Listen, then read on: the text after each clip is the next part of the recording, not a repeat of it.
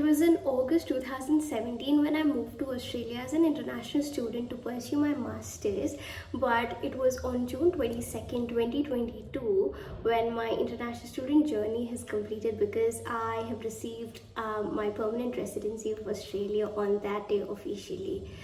I have stayed in Australia for over 4 years, and it was quite a stressful phase for me while waiting for my permanent residency grant. And today I would like to take you guys through that process and explain you how I secured my points, and rest of the other details you can put down in the comment section. Whatever questions you have, I'll try to answer all of them. And don't forget to follow me on Instagram because I've got ton of valuable information videos right there. Without any further ado, let's get started. Hi everyone, this is Sarvani. So let's talk about my backstory first. I've moved to Australia in order to pursue my Masters of Information and Communication Technology from La Trobe University, and that was back in 2017. My experience with La Trobe University while pursuing my Masters was great.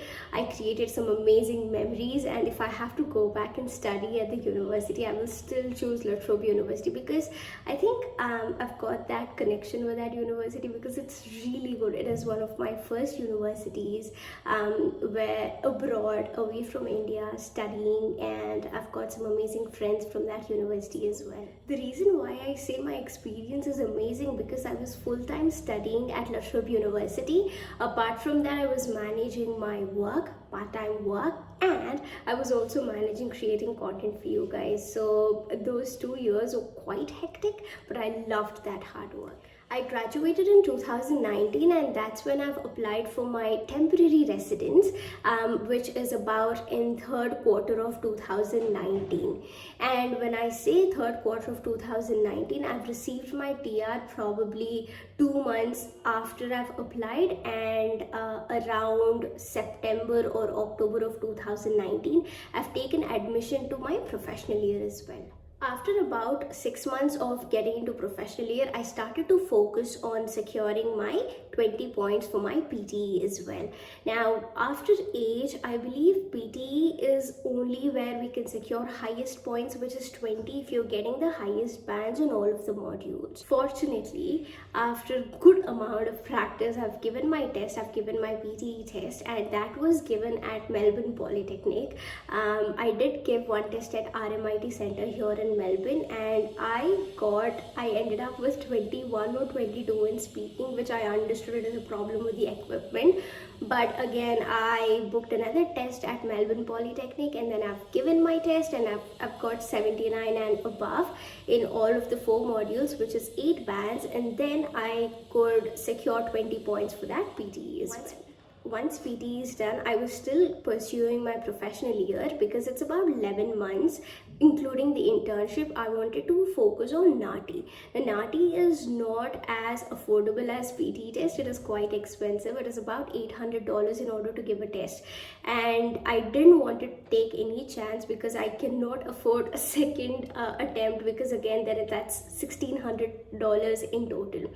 So what I've done is I've enrolled in Hindi Nati because back then, even though my mother tongue is Telugu, Telugu wasn't one of the official languages that Nati conducts the test. So I had to choose Hindi, and I started getting coached for Hindi Nati. But after joining in Hindi Nati, after about 2 or 3 weeks, the Nati group has officially released that Telugu is also being added. So I was quite lucky in that area. And then I immediately started my Telugu Nati coaching and then gave my test, and fortunately I cleared that as well in the first attempt itself. So my 5 points were secured even in Nati. So by the time I've given my Nati test, I already had PTE, and I've finished my professional year. This is when I've lodged my EOI. So this was around November 2020. But trust me, I've heard nothing from the department until July 2021. In July 2021, the new rules of Victorian state government has released. By then, a lot of people were moving from Melbourne to other areas, other regional areas.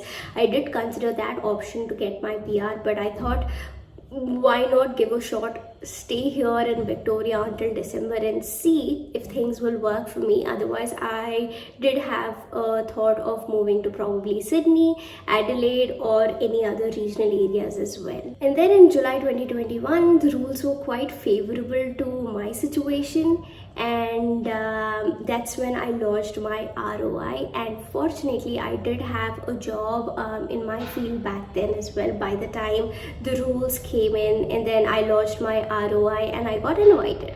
I got invited in July or August 2021, I believe. And then after 2 weeks of my pre-invite, that is the first invite that we received from the department, I submitted all the evidence or the documentation that they requested for.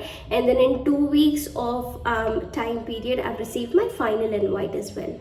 And after receiving my final invite, that's when I've had to get my police check done, Indian police check done, and I did also have to get my birth certificate and all of those documents.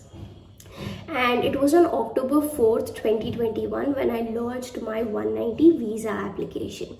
So from October 2021 till June 22nd, 2022 was my wait period, and it was in April. So from October 2021 till April 2022, I've heard nothing from the department. On April 23rd of 2022, I've been requested to submit a few more documents as an evidence to my employment, which then I submitted, and on June 22nd, 2022, I've received my grant. So it was a long wait, like extremely long wait, but I know a lot of people have been waiting longer than me, so I still think I'm fortunate enough for getting my grant. And yeah, I hope this video was quite helpful for all of you. If you have any questions, go ahead, put down in the comment section. I'll try to answer them. And hereafter, the kind of videos that I would be making would be more in terms of my current experiences, because I'm no longer an international student. The experience wouldn't be I have to churn it out from my previous content itself. But the videos that I would like to make now is more in relation with what I'm experiencing currently. So I hope you'll enjoy that as well, and I'll see you next week. Bye.